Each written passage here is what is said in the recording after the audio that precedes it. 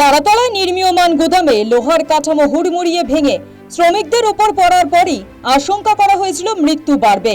বাস্তবে হলেও তাই। লাফিয়ে বাড়ছে মৃতের সংখ্যা। ইতিমধ্যে মৃত্যু 10 ছাড়িয়েছে। All the agencies, including Calcutta Police, they were in action and they are still in action. এখন ওখানে rescue and relief work গুলো চলছে সাইটে। As of now, ওখানে total figure যেটা দাঁড়িয়েছে 11 persons have been confirmed death and 19 injured. তাদের তালিকা অলরেডি আমরা গ্রুপে শেয়ার করে দিয়েছি। মৃতদের পরিবার পিছু 10 লক্ষ টাকা করে ঘোষণা করেছেন মুখ্যমন্ত্রী শুভেন্দু অধিকারী। আহতদের 1 লক্ষ টাকা করে ক্ষতিপূরণের ঘোষণা করা হয়েছে। আমরা চিকিৎসার দায়িত্ব নিচ্ছি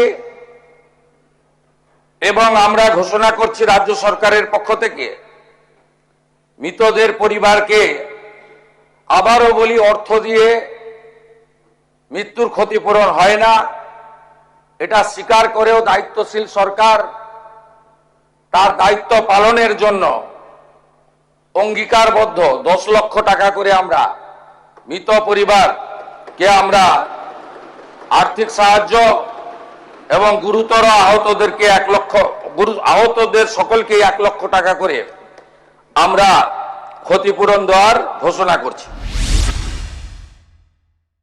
তারাতলায় মর্মান্তিক মৃত্যুতে শোক প্রকাশ করেছেন প্রধানমন্ত্রী নরেন্দ্র মোদীও। মৃতদের পরিবার পিছু 2 লক্ষ ও আহতদের জন্য 50,000 টাকা করে ক্ষতিপূরণ ঘোষণা করেছেন। ঘটনায় ইতিমধ্যে গ্রেফতার করা হয়েছে গুদাম মালিক বেহেরা ব্রাদার্সের শম্ভুনাথ বেহেরাকে।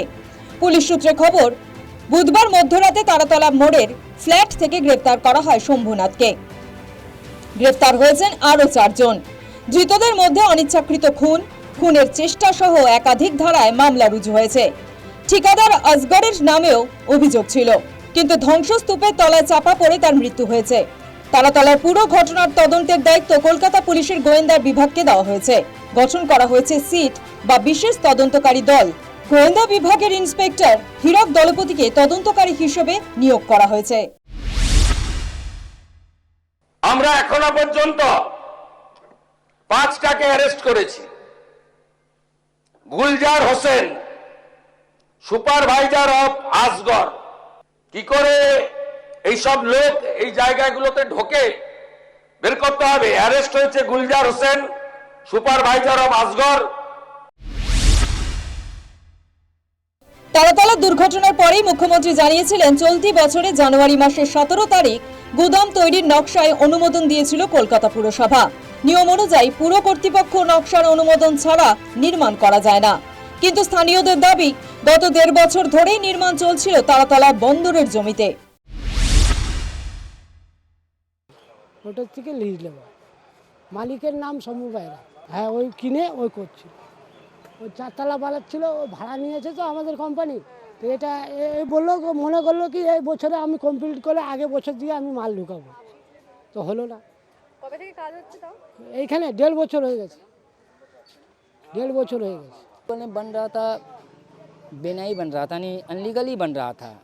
और आज मान लीजिए 60-70 आदमी था, अगर ये कल बन के अगर गिरता, इसमें कितना मजदूर काम करता और उस समय होता तो क्या दर्दनाक होता।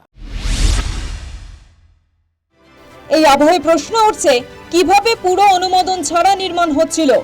এদিকে যত সময় যাচ্ছে তারাতলা দুর্ঘটনার একের পর এক মৃত্যুর খবর মিলছে। তার মধ্যেও প্রাণের খোঁজে হন্যে উদ্ধারকারীরা।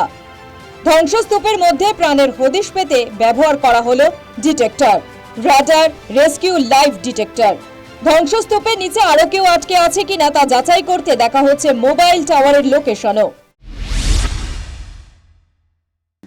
Everybody is working in sync ताकि जितनी भी ज़्यादा अगर हम जाने बचा सकें तो अच्छा रहेगा and that's all I can say at this time. তারাতলার দুর্ঘটনাস্থল থেকে উদ্ধার একের পর এক জখম। আহতদের চিকিৎসার জন্য পাঠানো হয়েছে এসএসকেএম হাসপাতালে। গঠন করা হয়েছে বিশেষজ্ঞ চিকিৎসকদের নিয়ে মেডিকেল টিম। বৃহস্পতিবার আহতদের সঙ্গে দেখা করেন স্বাস্থ্যমন্ত্রী শারদদত্ত মুখোপাধ্যায়। পরিস্থিতি এখন অব্দি 9 জন মারা গেছেন আর বাকিরা এখনো ভর্তি আছে। টোটাল 1 জন ভেরি ক্রিটিক্যাল, বাকি 4 জন critical but not so critical. ঠিক আছে, গোডাউনের বাইরে যারা পরিবার পরিজনেরা রয়েছেন, শ্রমিকদের পরিবার, তারা ইতিমধ্যেই খবর পেয়ে এসে গিয়েছেন, তারা বাইরে রীতিমতো অপেক্ষায় রয়েছেন, তাদের পরিজনের কোনো খোঁজ পাচ্ছেন না তারা, এবং এই পরিস্থিতির মধ্যে দিয়েই একদিকে চলছে উদ্ধার কাজ এবং তার পাশাপাশি এই প্রতিকূল আবহাওয়াকে সঙ্গে নিয়েই এনডিআরএফ সেনাবাহিনী একযোগে তারা কিন্তু যুদ্ধকালীন তৎপরতা এখনো পর্যন্ত সেই উদ্ধার কাজ চালিয়ে যাচ্ছেন।